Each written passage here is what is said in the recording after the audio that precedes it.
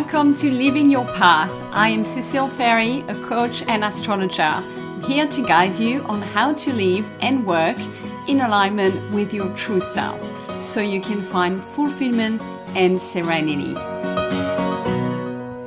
Hello, my beautiful people, and welcome to your Cosmic Catch-Up for week commencing the 9th of March. I'm aware that we are the 10th of March when I'm releasing that, but I just wanted to let you know you haven't missed out on anything. This week is a little quiet, but let me just put an asterisk to that. Like, I say quiet, but we just had an eclipse last week. And so that was Tuesday, the full lunar eclipse in Virgo. So I don't know if you got to see it. I did. It was truly magnificent. And this really reminded me of the power of eclipses, because when you witness that happening in the sky over about an hour, it really shows you how things are really happening up there and that it must have an impact on us human beings for sure. So maybe last week was a big week for you and you're probably we are still feeling the impact of that eclipse. Definitely until now, and it will kind of fade away gradually over the next week or so. Therefore, I say quite weak, but we're just out of eclipse season, really. So we've had two big eclipses, and we can see what's happening in the world. It's anything but quiet, right? But I say quiet as in not new big transits happening this week. And also because this is kind of our last hooray in Pisces for some time, in yin energy, in water energy, before next week when we are all going to feel the switch to yang energy. Late next week, we'll have the start of Aries season, and which coincides with the equinox and the start of the astrological year. And we have a new moon as well. So a lot happening more next week. So let's enjoy this week for now. And just as a recap, we have a lot of Pisces energy around. Mercury is still retrograde until the end of next week. So you might really feel and see yourself reflecting back, having flashes of the past people, past stories, and piecing them together. That is exactly what this retrograde is here for. And we also have Mars and the North Node in Pisces, and the three of those planets, the Mars, North Node, and Mercury Retrograde, are going to travel together all week, and they're going to get really close on the weekend. So what does that mean? Mars is the planet of action. Mercury is the planet of thinking and communication, but it's retrograde, so it's focused inward. And the North Node is karmic. It's about what is our destiny, our future. So when those three things are traveling together, I believe what will happen this week is, and we're likely to have some kind of a realization that will come through our feelings, our intuition. And that realization will demand some form of action. We may be tempted to react really fast, but the Mars element might be there to say, okay, I need to do something about that. And that reaction, if you like, will impact the future, and it's meant to happen for us. So, in other words, I think this is a really good week for some kind of emotional breakthrough. Something where the feelings are going to lead into action.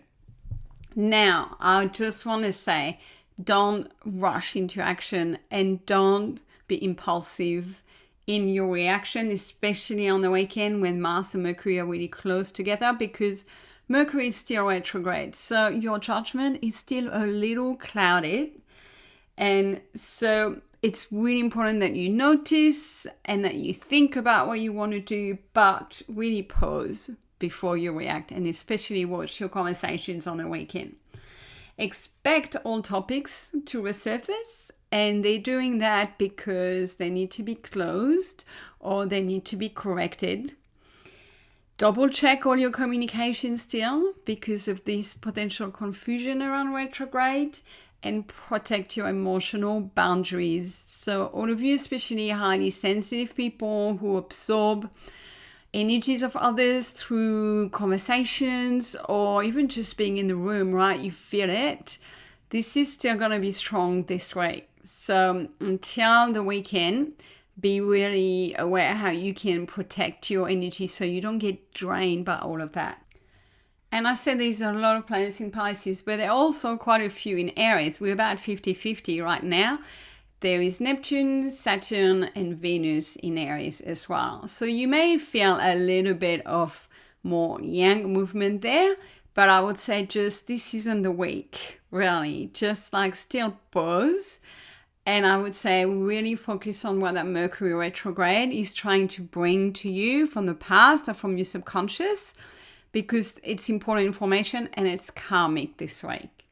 And the other kind of good news this week, I think it's good news, is that the planet Jupiter will end its retrograde. It has been in retrograde since November last year. It's a pretty long one. Happens every year.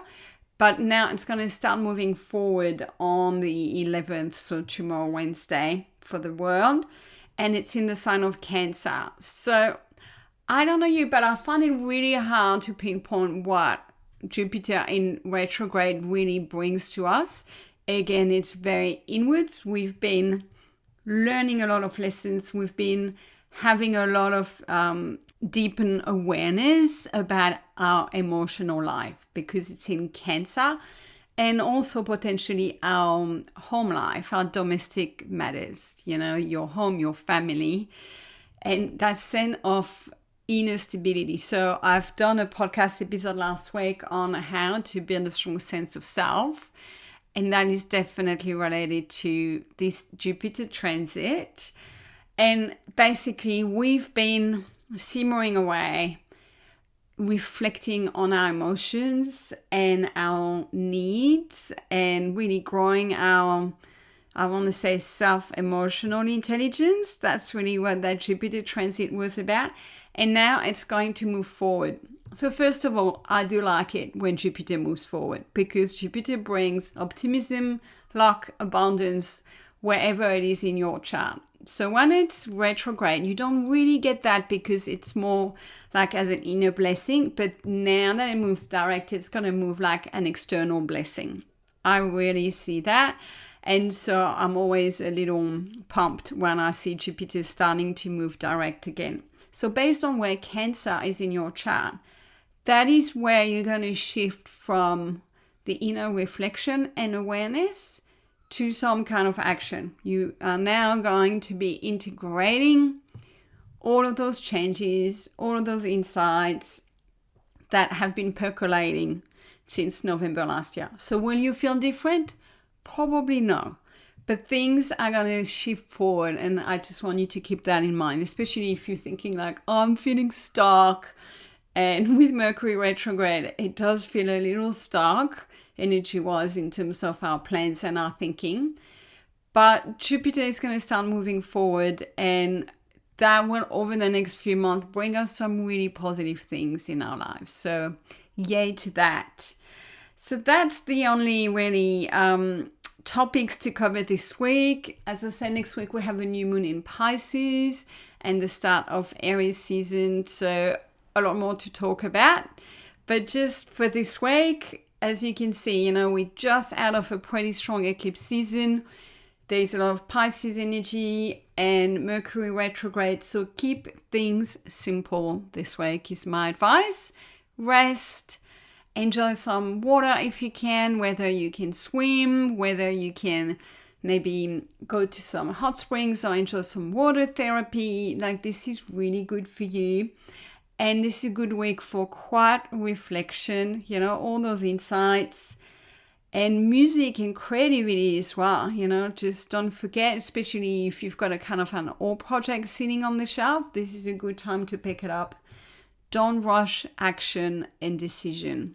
Just watch there and allow intuition to guide you. This is a very intuitive week, my friend, and with a little bit of karmic note with a north node. So let things unfold, let things happen, but watch them, be aware, and really focus on integrating all of those insights. And don't you worry, there's plenty of time for yang action from next week. I also wanted to remind you that I am open for bookings for birth chart reading and transit reading for 2026 across the month of March. I have some time. I will be going overseas and my diary will not be available from Easter until the end of April. So if you're thinking about it, this month is a great one to lock it in. So I will put the link in the show notes. As usual, you can book just a birth chart reading, which is a great place to start. Or if you already had your birth chart reading done, you can look at what's happening over the next 12 months in particular for you in different parts of your life, looking at the different transits. So it's really great, valuable guidance for you.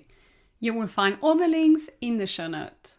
So take care, everyone. Have a beautiful, quiet, reflective week. And I will speak to you next week. Bye, everyone.